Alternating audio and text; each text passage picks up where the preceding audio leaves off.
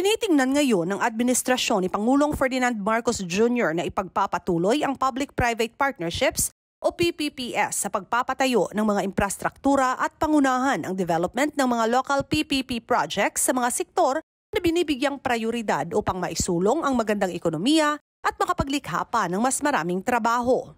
Sa year-end report ng National Economic and Development Authority o NEDA, sinabi ng ahensya na maliban sa pagtutok sa PPP, isasagawa rin ng kasalukuyang administrasyon ang Programmatic Investment Coordination Committee appraisal at programming ng mga major national projects sa susunod na taon.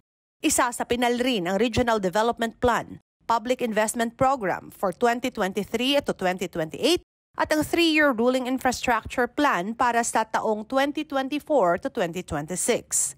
Plano din ng NEDA na isulong ang implementation of the Philippine Development Plan 2023 to 2028, ipapatupad ang advokasya nito at bantayan ang progress ng plano para sa implementasyon, kaakibat na ang mga tinatarget at nilalayo ng proyekto. Tinitingnan rin na makukumpleto ang rehistrasyon ng may 72 milyong Pilipino na nasa edad 5 pataas sa ilalim ng Philippine Identification System o PhilSys at magsasagawa ng senso sa sektor ng agrikultura at fisheries para naman sa taong 2022 pati na sa 2023 Family Income and Expenditure Survey.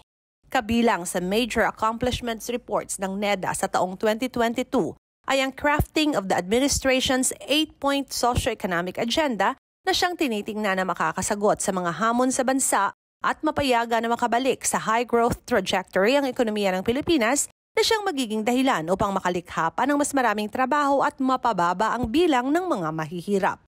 Isa pa sa nagawa ng NEDA ay ang pag-amyenda sa 2022 Build, Operate, Transfer Law Implementing Rules and Regulations kung saan binabalanse nito ang interes ng publiko at ang layunin ng pribadong sektor tungo sa development goals ng bansa. Isinagawa rin ng Government Socio-Economic Planning Body ang ilang mga hakbang upang hindi masyadong maramdaman ang epekto ng global inflationary pressures, ma-facilitate ang adoption ng LEDAC-CLA at matulungan na ma-implement ang PhilSys.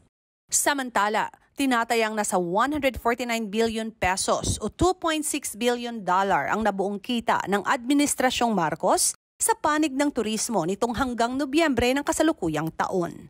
Sa ulat ng Department of Tourism sa kanilang year-ender, kasabay ng pagkilala ng mundo sa Pilipinas bilang nangungunang destinasyon kung beach at diving ang pag-uusapan, naitala ng ahensya ang 2.4 million international arrivals o 75% na target nito. Nauna na kasing naiset ng DOT ang 1.7 million target for international visitor arrivals. Kaya naman sa susunod na taon, sinabi ng ahensya na tina-target nila ang 2.6 million international tourist arrivals in a low scenario at 6.4 million in a high scenario.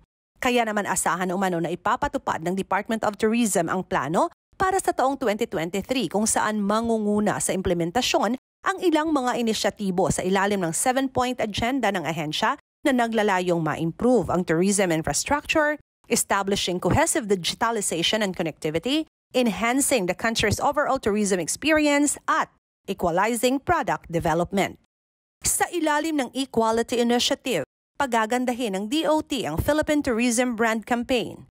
Isa sa pinal at aaprubahan ng National Tourism Development Plan 2023 to 2028 at maglulunsad ng Philippine Experience Program and Development Overwintering Packages. Plano din ng ahensya ng turismo na buksan ang Mindanao para sa tourism at ipromote ang halal tourism, magsasagawa ng Philippine National Job Fairs at palawakin ang tourism opportunity markets. Jinky Baticados, IBC News.